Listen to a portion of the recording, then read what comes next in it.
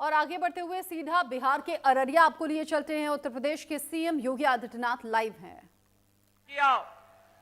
बिहार में जंगल राज लाने का पाप किया था, वे लोग आज भी बड़ी बड़ी घोषणाएं करके आपके बीच में चुनाव में आ रहे हैं, आपको लालच देने का प्रयास कर रहे हैं, नौकरी के नाम पर बहकाने का प्रयास कर रहे हैं।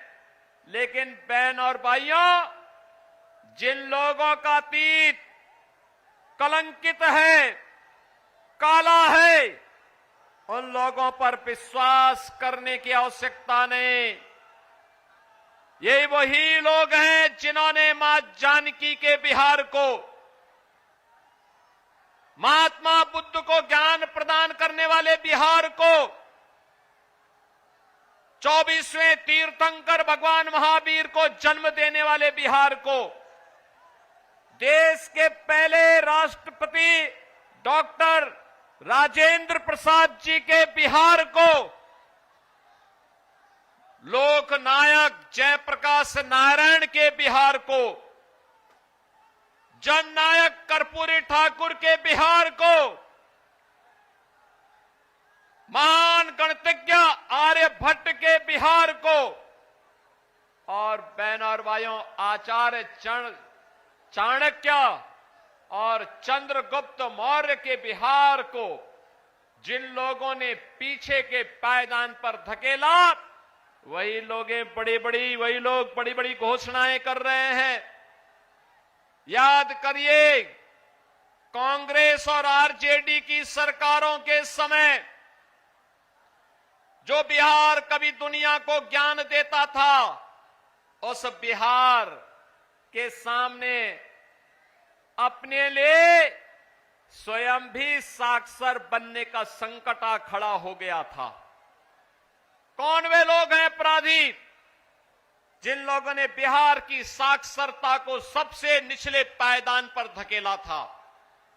बहनों और भाइयों, 2005 में बिहार ने अंगड़ाई ली। नीतीश बाबू के नेतृत्व में एनडीए की सरकार बनी। एनडीए की सरकार बनने के बाद आज बिहार के अंदर हम देखते हैं, बिहार का नौजवान देश के अंदर सिविल सर्वेंट बनता है।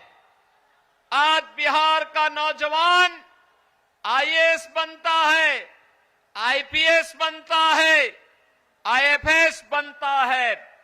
आज बिहार का नौजवान अपना स्टार्टअप स्थापित कर रहा है। आज बिहार का नौजवान उद्यमी बन रहा है। आज बिहार का नौजवान जीवन के प्रत्येक क्षेत्र में एक नया कुछ करके देश और दुनिया के लिए एक मॉडल खड़ा कर रहा है। बहनों और भाइयों, उसी बिहार की इस चेतना को पुनः जागरूक करने के लिए हम लोग आज आपके बीच आए हैं। याद करना, बिहार के विकास की यात्रा थमनी नहीं चाहिए, रुकनी नहीं चाहिए।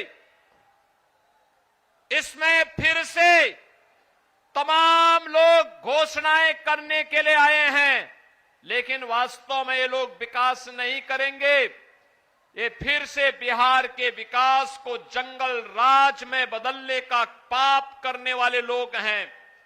याद करिए ना, आरजेडी और कांग्रेस के सरकार के समय अकेले आरजेडी के 15 वर्ष के शासनकाल में बिहार में 60 से अधिक नरसंहार की घटनाएं घटित हुई थी। बिहार के अंदर 30,000 से अधिक अपहरण की घटनाएं घटित हुई थी। बहनों और भाइयों, यहां पे न व्यापारी सुरक्षित था, यहां पे न इंजीनियर सुरक्षित था, यहां पे न चिकित्सक सुरक्षित था, यहां पे न बच्चे सुरक्षित थे, यहां पे न बेटियां सुरक्षित थी। वह जंगल राज बिहार में आरजेडी और कांग्रेस की ही जोड़ी लेकर के आई थी। बहनों और भाइयों, हमें जंगल राज फिर से नहीं आने देना है। सुशासन की सुदृढ़ नींव पर बनने वाले बिहार को एक समृद्ध और विकसित बिहार बनाना है।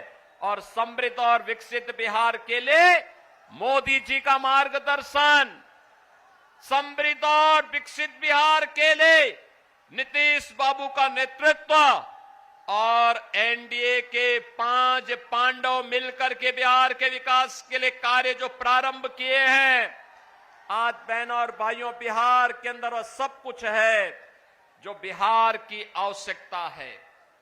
आज बिहार के अंदर सड़क है, आज बिहार के अंदर बिजली है, रेल की कनेक्टिविटी है, आज बिहार के अंदर एयर कनेक्टिविटी है। आप सोचो अगर दरभंगा का एयरपोर्ट नहीं चला होता तो सोचो मैं कैसे आपके यहां पर आया होता।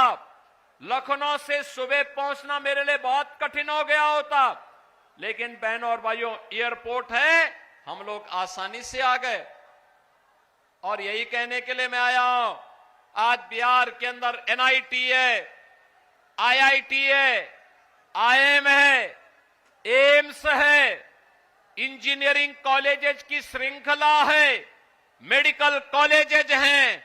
आज बिहार के अंदर वह सब कुछ है जो बिहार की आवश्यकता है और समृद्ध और विकसित बिहार की आधारशिला बन सकती है। बहनों और भाइयों, मोदी जी का नेतृत्व है तो विरासत भी है, विकास भी है और गरीब कल्याण भी है। याद करिए, ये कांग्रेस के लोग, ये आरजेडी के लोग रामद्रोही हैं। ये लोग करते थे, ये कहते थे, कांग्रेस के लोग कहते थे राम तो है ही नहीं, अरे राम नहीं हुए तो मां जानकी। लेकिन ये लोग झुठलाते थे। कांग्रेस के लोग बोलते थे कि राम मंदिर कभी नहीं बन पाएगा। आरजेडी के लोगों ने राम मंदिर के रथ यात्रा को रोका था। इनका सहयोगी उत्तर प्रदेश में समाजवादी पार्टी राम भक्तों पर गोली चलाती है। बहनों और भाइयों, जब एक कांग्रेस, आरजेडी और सपा के लोग बोलते थे कि राम मंदिर नहीं बनने देंगे, हम तब भी बोलते थे राम लला हम आएंगे मंदिर वहीं, राम लला हम आएंगे मंदिर वहीं। और ये लोग गोली और लाठी चलाते थे, हम तब भी बोलते थे लाठी गोली खाएंगे मंदिर वहीं। और राम मंदिर बन गया ना अयोध्या में, कोई संदेह है क्या? अब तो मंदिर बन गया है ना, भव्य राम मंदिर, दुनिया का सुंदरतम मंदिर, दुनिया का सबसे बड़ा मंदिर प्रभु श्री राम का अयोध्या धाम में बन करके तैयार हो गया है। रामलला विराजमान हो गए हैं। रामलला के साथ अब भगवान राम के साथ माता जानकी भी है, बजरंगबली भी हैं, लक्ष्मण जी भी हैं और अयोध्या के इंटरनेशनल एयरपोर्ट का नामकरण महर्षि वाल्मीकि के नाम पर हो गया है। बहनों और भाइयों, वहां पर रेन बसेरा का नामकरण निषाद राज के नाम पर, और जहां श्रद्धालु और भक्तों को प्रसाद बनता है उसका नामकरण सबरी माता के नाम पर। और यही नहीं, अगर अयोध्या में रामलला का भव्य मंदिर बना है तो एनडीए की डबल इंजन की सरकार सीतामढ़ी में भी मां जानकी का भव्य मंदिर का निर्माण कर रही है। ये मंदिर का निर्माण, विकास का कार्य, ये केवल एनडीए सरकार करेगी, मोदी जी का नेतृत्व ही करेगा। बहनों और भाइयों, एक और विकास है, दूसरी ओर आपकी आस्था का सम्मान और तीसरी ओर गरीबों का कल्याण। याद करिए, मोदी जी के नेतृत्व में 80 करोड़ गरीबों को फ्री में राशन, 50 करोड़ गरीबों को 5 लाख रुपए का स्वास्थ्य बीमा, प्रतिवर्ष 5 लाख की स्वास्थ्य सुविधा कहीं भी देश के अंदर लीजिए, कोई दिक्कत नहीं।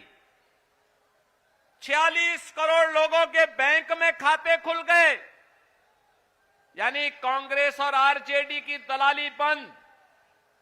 मोदी जी ने पुख्ता व्यवस्था की और यही नहीं, 12 करोड़ अन्नदाता के किसानों को प्रधानमंत्री किसान सम्मान निधि, 12 करोड़ गरीबों के घर में शौचालय का निर्माण, 10 करोड़ गरीबों को रसोई गैस का फ्री कनेक्शन। याद करिए, इसी कनेक्शन का कांग्रेस के लोग 50,000, 25,000 रुपया वसूल कर लेते थे। मोदी जी ने फ्री में हर गरीब को कनेक्शन उपलब्ध करवा दिए।